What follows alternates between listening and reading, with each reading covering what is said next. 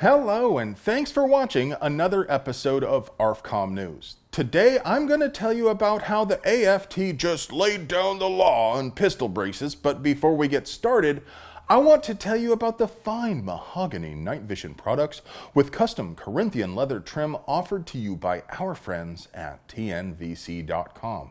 Artfully handcrafted by earnest, hardworking Amish operators, TNVC night vision is unique and uncompromising, just like you. If you like seeing stuff more than not seeing stuff, take a look at our sponsor, TNVC.com, your source for quality night vision gear to make you the bump in the night. Well, friends, we knew this was coming, and it is every bit as ugly as we thought it would be. The Bureau of Alcohol, Tobacco, Firearms, and Explosives has released its tabletop RPG character building sheet so you can figure out whether they think you're a felon. The ATF has changed its fickle collective hive mind multiple times over the years regarding braces. I don't want to spend too much time on that, but it is important.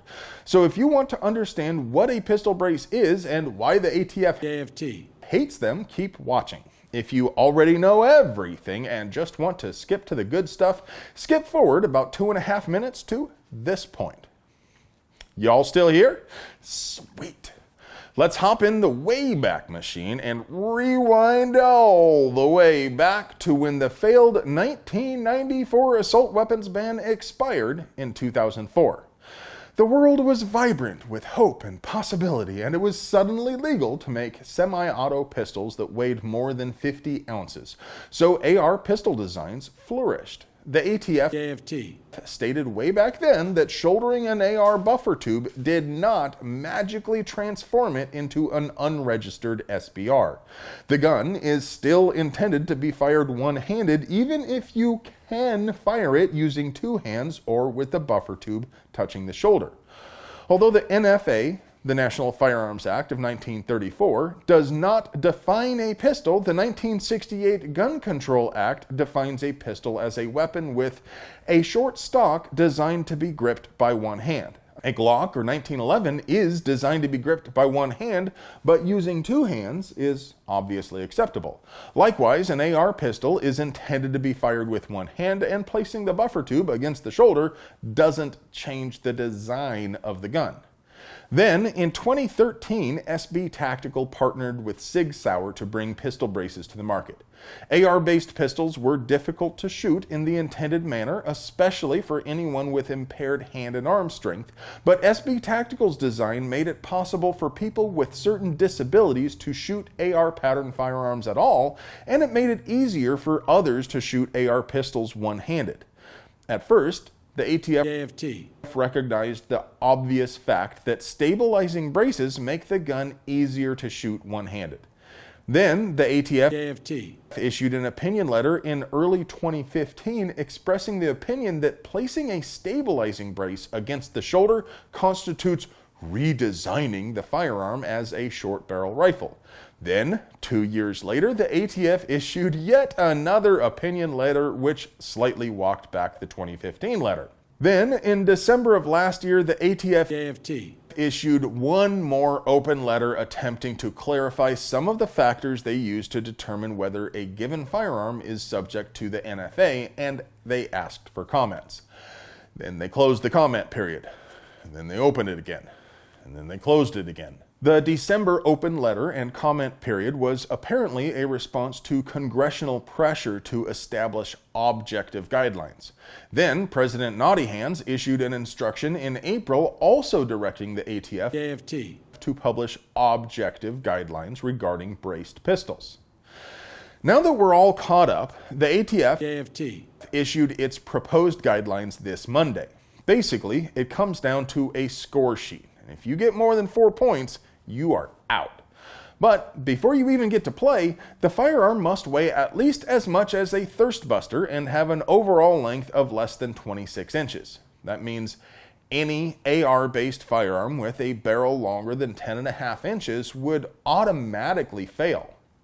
Even a 10.5-inch AR with a standard A2 flash hider is just over the 26-inch line if it also has a standard carbine length buffer tube. Then you move down the score sheet and start racking up points. If you hit 4 points, you're out. Some of these items are things we saw coming based on previous ATF letters. For example, a length of pull greater than 13.5 inches is an automatic 4 points. You get 2 points for a folding adapter, or a hand stop, or if the strap on your cuff type brace is made out of elastic material, or if you're using a red dot with a flip to side magnifier. You get 1 point for having rifle type iron sights, whether fixed or flip up, or for not having any sights at all. You get 4 points and are automatically out if the whole thing weighs more than 2 Thirstbusters. You'll have to review the score sheet yourself to find out whether your character build would be approved, and we'll link the score sheet down there in the doobly-doo, but it's important to remember the ATF doesn't write law as much as they'd like to think they do. So this score sheet really doesn't mean much of anything. Now, theoretically, it does mean they're saying they would be willing to bring charges for any device which violates the score sheet in court. But in practice, I'm thinking they really want this issue to stay out of court because they could lose super big. So in reality, the only substantive effect will be to chill sales of brace-equipped firearms. Now, what should we do about it?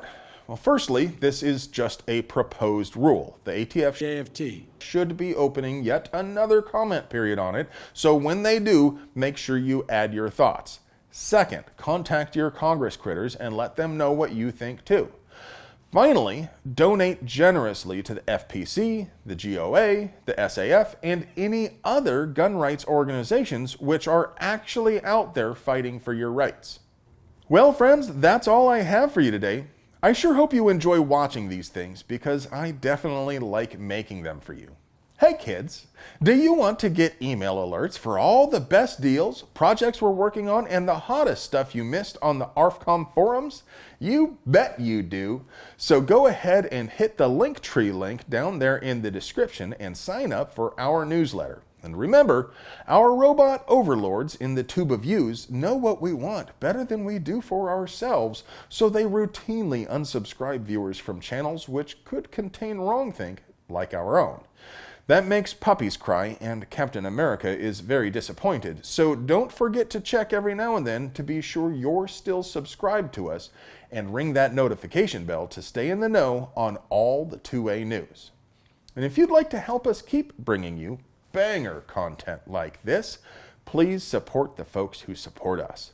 Not only does TNVC.com give you night vision with that cool, refreshing, never bitter taste that goes down smooth, they also have mounts, lights, and all sorts of other gear to make you the bump in the night.